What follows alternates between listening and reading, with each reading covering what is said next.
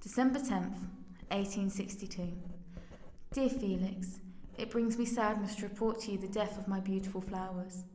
Not even my window box would bring them back to life. As the skies grow darker, I watch my candle and book to see you travel. I pray every night that you shall not fall ill or slip on dangerous ice. The snow is due to fall any day now, and I have noticed you lack a pair of winter gloves for your hands.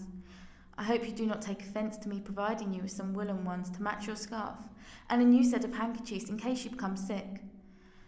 I wish you well, and pray you remain healthy in these chilling times. Yours sincerely, Ethel. P.S. If you do happen to fall ill, I shall have to stand out in the garden in my nightgown, in the hopes I also become under the weather. I would rather remain bedridden with sickness than spend a night dancing with Drake. 13th of December, 1862. My, Miss Ethel, what a predicament you find yourself in. I shall try my hardest to avoid falling ill. For my sanity, please do not match my sickness. I would find myself in horrid turmoil to know that you had made yourself sick due to my recklessness. It comes to my attention that I shall have to wear my lovely scarf and gloves all year, so that you can avoid becoming unwell. I shall see you soon. Stay warm and out of harm's way. Your dapper-looking pal, Felix. P.S. My sincerest apologies. My thoughts are with you and your memories of the petals. Take these pansies as a parting gift to fill your empty vase. And where, in your etiquette guide, does it state that slamming doors in gentlemen's faces is acceptable? Is everything all right, Sir Drake? Does it look like everything is all right? And it's laud to you? Very well, my lord. Is there anything I would be Just able shut to... up, peasant! Good morning, sir. Did nobody tell you to clean your boots before entering a room? He seemed jolly. My goodness, Abigail, you must be freezing. Just a little. Let me take your cold clothes, sit by the fire, and I shall bring you some tea. You are too good to me, Peter. Good morning, Abigail. Good morning, Sir Harrington. Tea and toast is on the table along with the Morning Post, sir. Yes, thank you, Peter. Am I right in believing Anthony just left? Yes, Lord Drake has just left, sir. He's as much of a lord as I am a king. He has no authority, and as far as everyone is concerned, he still works for me. Is there anything you need, sir? No, thank you, Peter. Oh, but do make sure Abigail is okay. She's had some... we do not want her suffering from a chill. Very good, sir. Here you are. Thank you. How's the market today? A little chilly, very crowded. At least I managed to buy the master's chestnuts. They were cooking some at the market today. It smelled so divine. Your hands, they're so cold. That is what will happen if your gloves have no fingers. Here, wrap your hands in this blanket. Thank you. No need to keep thanking me. You know I would do anything for you. And I the same for you. This came for you in the post earlier. It's from my mother. Then I will leave you to read it. No, please. What if it is bad news? Then I shall be here for you. Will you read it? Her writing looks like it bears terrible news. Very well. My darling Abigail, it fills my heart with sorrow that I must write this letter to you. It comes with no surprise that your sister has succumbed to her horrid sickness. I pray that you do not let this hinder your work. Sir Harrington has agreed for you to take some time if you so need it. We shall be holding remembrance outside the church this Thursday evening for her.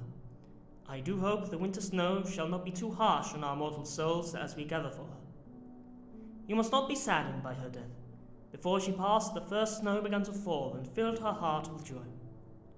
I had not seen a smile that wide on her face since she was a wee little baby. She spoke of no one else but you until the end. She held you very dearly in her heart, Abby. You must never forget that. One good thing to come of her death is that she will not have a lifetime of work and ill treatment ahead of her. She may rest without worry or pain. Hold your head high, my darling. With love and sorrow, Mother. Come here. She should not be in her deathbed. How can some live until 60 when others can't breathe 6 years of life? This is my doing. No, Abby, it is not. You have no control over life and death. If I hadn't got her that job at the mill, she would have been fine. You want to know she would get whooping cough? It's all my fault. Not necessarily. She could have worked on a farm and got smallpox or something even worse. She's dead, Peter. What is worse than that? Do tell. Look, you need rest. You do not know what I need. Let me walk you home, Abigail. Leave me alone.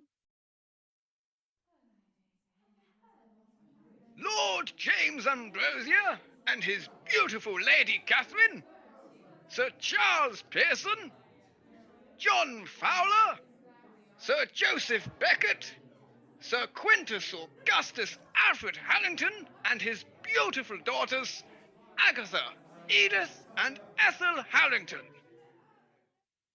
Welcome, welcome, one and all, to the annual winter ball. May we all get merry and keep an eye on the mistletoe. Father, where is Felix? Have you not spoken to him recently? Not since Abigail's sister had passed.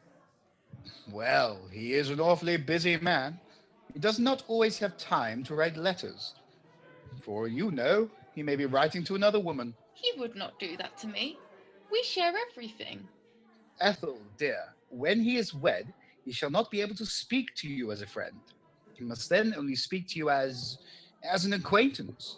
No sign of Felix was a trained gentleman. And he's not by the king's table either. Oh, that is a shame. Here comes Lord Drake. Do not be rude, Ethel. It is nearly Christmas after all. May I say how sweet you are looking tonight, Miss Ethel? Thank you, Lord Drake. Please, Ethel, call me Anthony. Very well. After all, it is the season of goodwill. May I ask you for this dance? Of course, Anthony. My apologies, girls, but what has happened to Ethel? She's not been affable with Drake since they first met. Well, Agatha said that... Agatha? I only wanted to frighten her a little. I told her that if a woman arrives before a man, then the man she is waiting on has given up on her. Drake arrived at the same time as us, and I then went on to tell her that most fathers disown their daughters if they do not get married before the age of 26, and that Drake was the most reliable option she has. Agatha Mabel Harrington! How dare you say that to your sister? She is only young. She is a woman. She must know her place. Mother was not here for her, so I am. She has too much masculinity for her own good. One night of dancing with a gentleman, that is all it is. I don't like it, but all right. But this is the most amount of decision-making you'll do for your sister again. Of course, Father. Good evening, Beckett. Beautiful Agatha, may you be interested in a dance? Indeed, I am. Take my arm, and let us enjoy tonight's festivities. What a wonderful idea. Harrington! Ah, McCarson, what a wonderful party you are hosting. It took a whole year of preparation. We had all of the curtains imported from France, supplied by your sister. She really chose marvelous colors to complement our ballroom. Oh, yes. Yes, I see. Excuse my intrigue, but did you happen to invite a certain Captain Primrose? Felix! Oh, he is such a charming boy. Yes, he is on his way, but he's collecting a delivery from the docks for me. I dare say he would make a lovely suitor for one of your girls. But I digress. Come, let me introduce you to some investors. Felix shall be here shortly. I must say, Ethel, you're an exquisite dancer. Thank you, my lord. Anthony, please, I insist. Very well, Anthony. So, what made you come to your senses? Pardon? Well, it was just the other day that you were slamming doors in my face, and now you cannot help but jump into my arms. Was it my looks or my charm? Oh, it certainly wasn't your breath. What was that? I was enchanted by your depth. Really now? So all those years of you calling me shallow was... What I believe to be harmless teasing. My dear Ethel, how I've longed to hear you say that. How pleasant it is that you really do see past my harsh exterior, and you truly know the warmth of my soul. A drink, perhaps?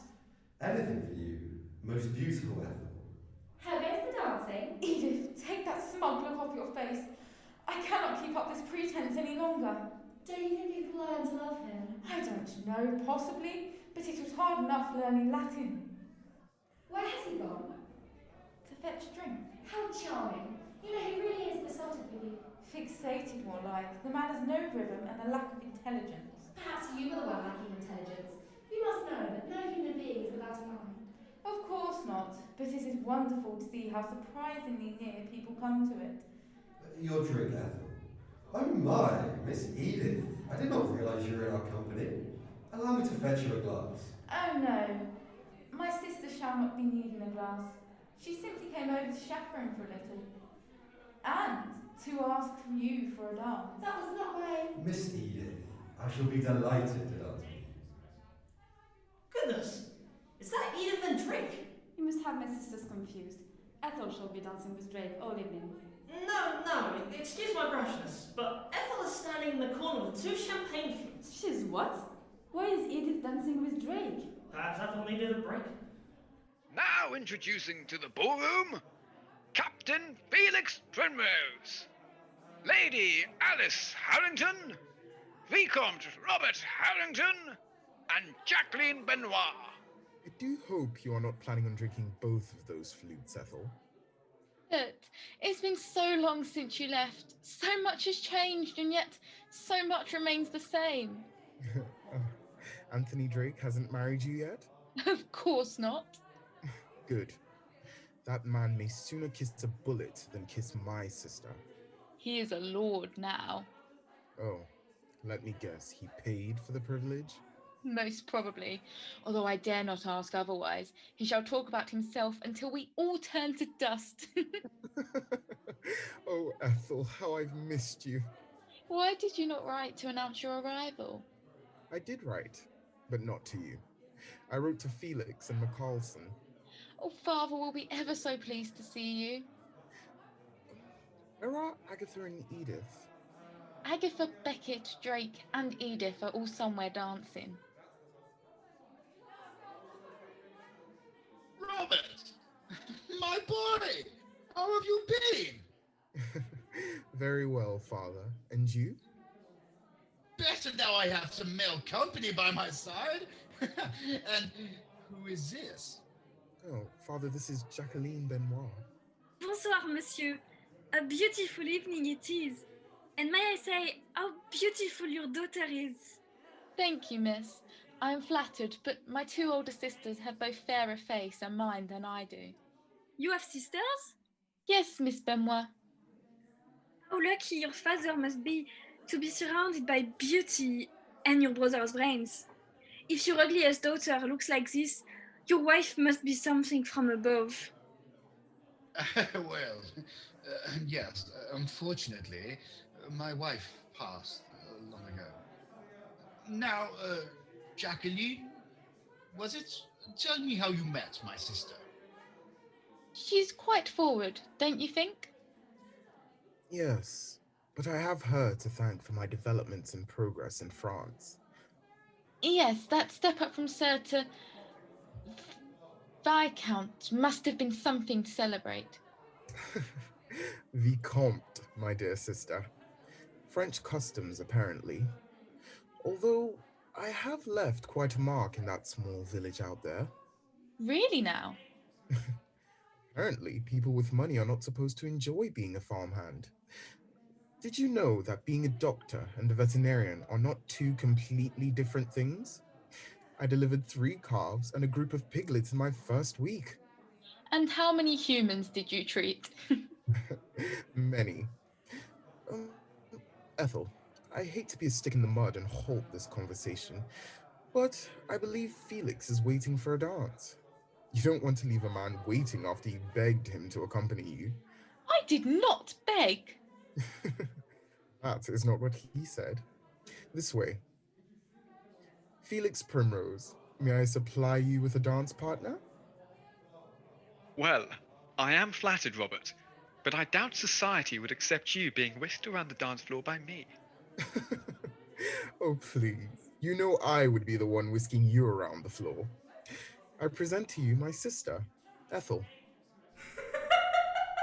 What on earth is that on your face? It looks like some sort of bush creature. It is a moustache. They are the height of fashion in France.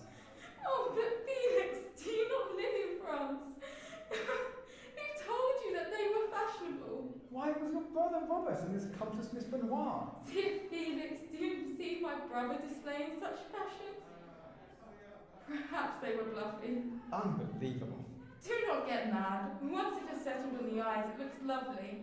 I hadn't seen you for a couple of weeks. I was beginning to worry you had left London. I took a different walk to work, through the park. I wanted the moustache to be a surprise for you, and I suppose you may have noticed if I had walked past. And the lack of writing? I assumed you were busy. Yes. Aside from that, I was worried the postboy would ruin the surprise by telling you of my new edition.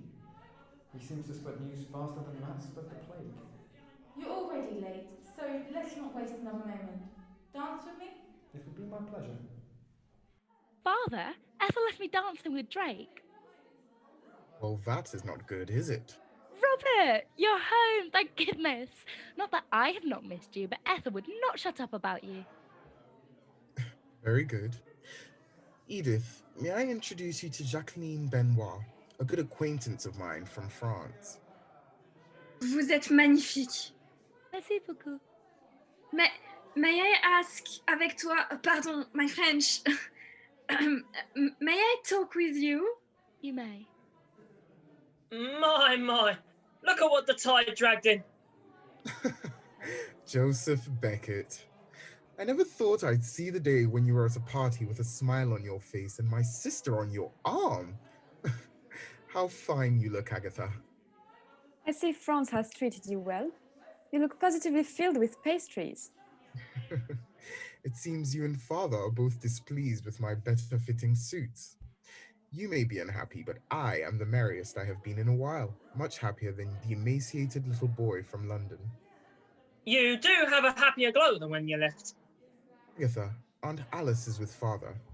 I'm sure she will be happy to see you. Where has Edith got to? She's talking with Jacqueline. Jacqueline? An acquaintance from France. A French woman? What would father say? Father does not have to know. It is a party, Aggie. Soon she will be married and not able to have fun. Jacqueline is a good woman. I would trust her with mine and your lives in a heartbeat. Now I'm afraid Beckett and I will have to leave you. There is some drink testing that needs to happen. Just to make sure that there is nothing, Nothing unhealthy in the champagne. Very well. Here she is, little Aggie. It's been years since I've seen you. That will happen if you leave for France without any thought to it. Agatha. No. Let her be angry.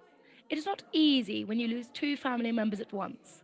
First the mother, and then the aunt disappears. It's only right she has this anger. She would do very well in Paris. I hope you have not grown out of your desire for the finest fabrics, my darling. Of course not. I'm glad to hear it. I have bought some of the finest cottons and some silk from France. You shall go to the tailor's and have them fitted into dresses. Thank you. Pray tell me how long you shall be staying. We're here for the grand opening of the underground station, and then we shall be off to France with a new apprentice. I understand that your Robert has a burning desire to be with the young Helen Manor. We can't refuse love, so we shall be exchanging him for another budding young man. Robert suggested a few names, and we think we have decided who we wish to take. And who would that be? Ethel, there is something I must talk to you about with the utmost urgency. Everybody gather round as we grow later into the evening, and as the drinks continue to flow, I must make my annual speech. Can it wait until after the speech? I do hope so. We can wander into the gardens if it is so desperate. No. It would be rude to leave during Macarson's speech. Give me a nudge if you change your mind. I will not. But may I hold your hand? Of course. You don't have to ask, silly. You seem nervous. Oh? Your palms are sweaty. Quiet at the back there! I shall start by thanking all of the sponsors who brought this party together.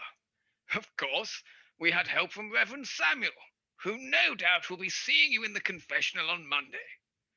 Secondly, we must applaud the catering provided by Mrs. Davies and her wonderful crew of cooks.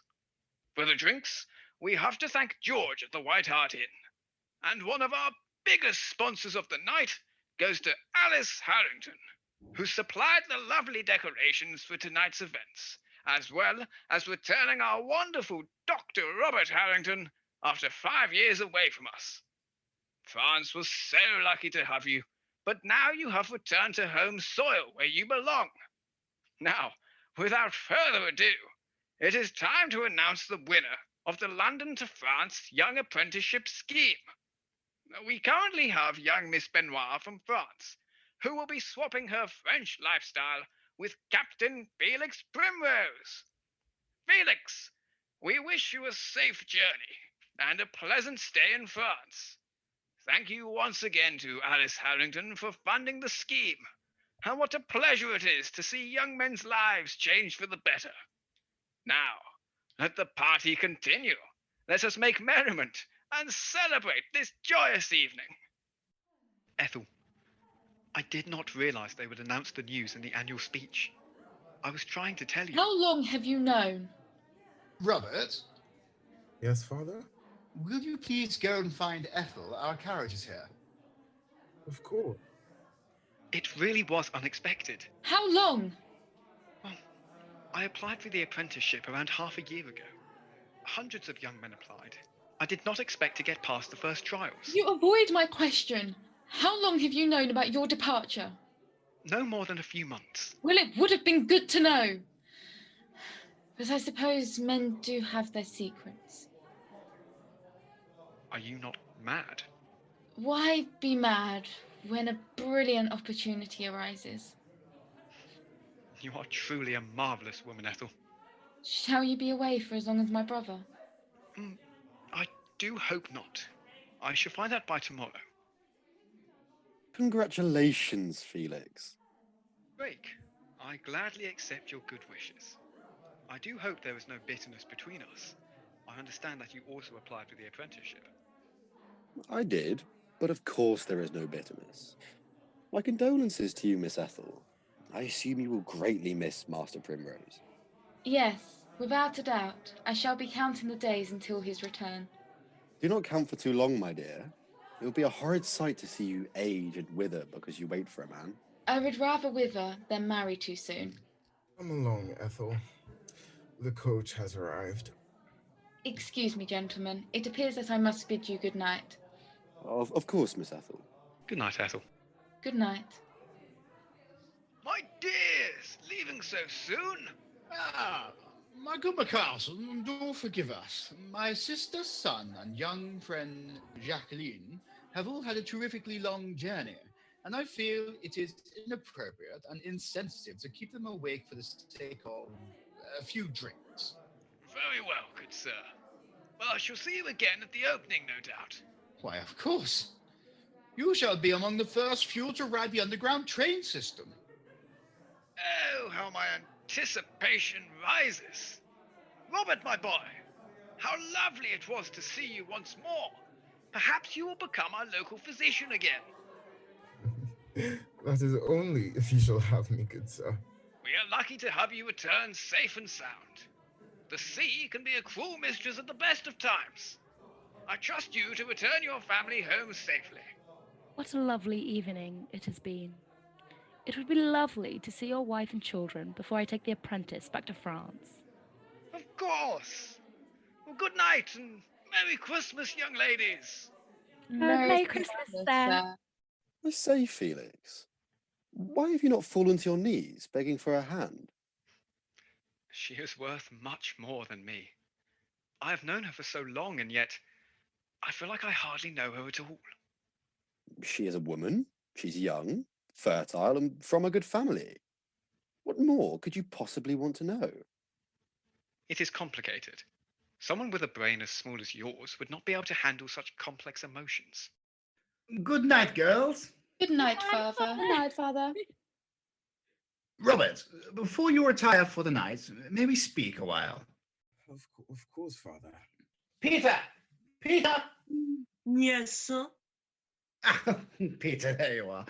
Prepare a spare room for our guests. And run some hot water and prepare a nightcap for my sister and young Jacqueline here. Make sure it's whiskey to keep them warm. Your brother has certainly done very well for himself. That is what will happen when you are the older sibling. Oh, I cannot complain. I lived on a farm, how you say, in the sticks, until being picked for the journey to England. My family will be ever so happy. I'm glad to hear it. Jacqueline, don't hesitate to call for Peter if you need anything. Good night. Bonsoir.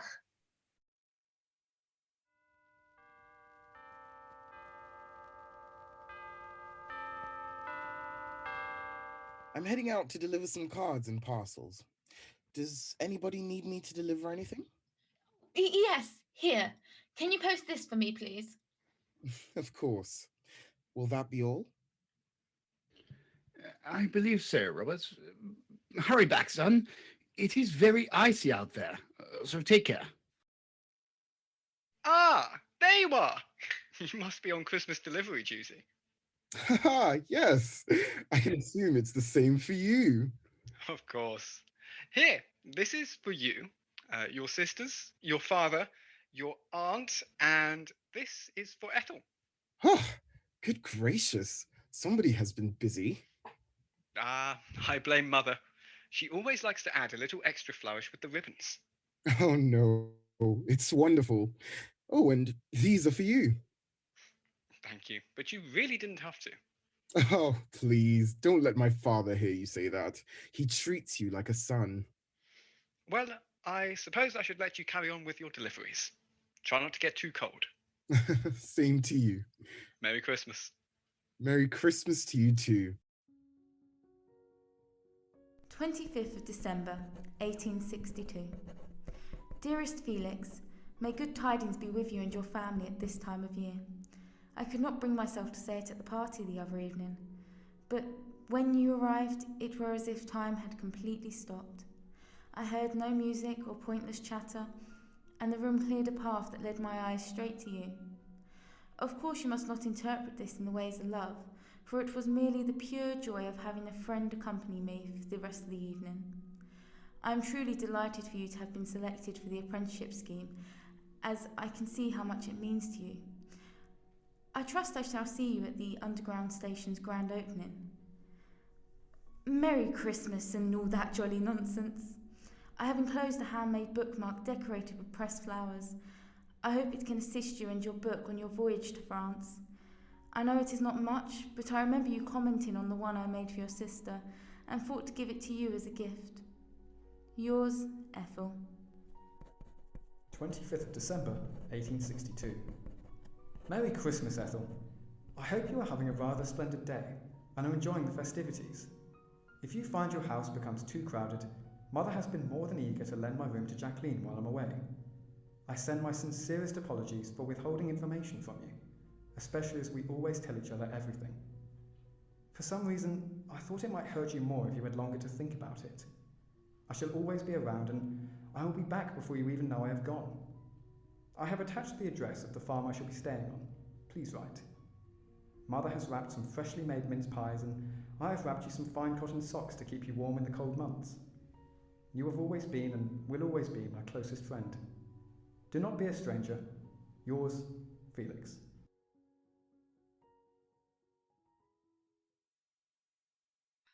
You have been listening to episode 2 of Letters to Felix, voiced by Lewis Agardo Walsh as Felix Primrose and McCarson, Mia Tomlinson Fox as Ethel Harrington, Rhys Clydesdale as Sir Quintus Harrington, Ollie Welch as Anthony Drake, Daniel Falsham as Joseph Beckett and Peter, Alice de Robert as Agatha Harrington, Hannin Cunnamull as Edith Harrington and Lady Alice Harrington, Hannon Cunningham as Edith Harrington and Lady Alice Harrington, Ocean Long as Abigail and Jacqueline Benoit, Josh Haustrup as Robert Harrington.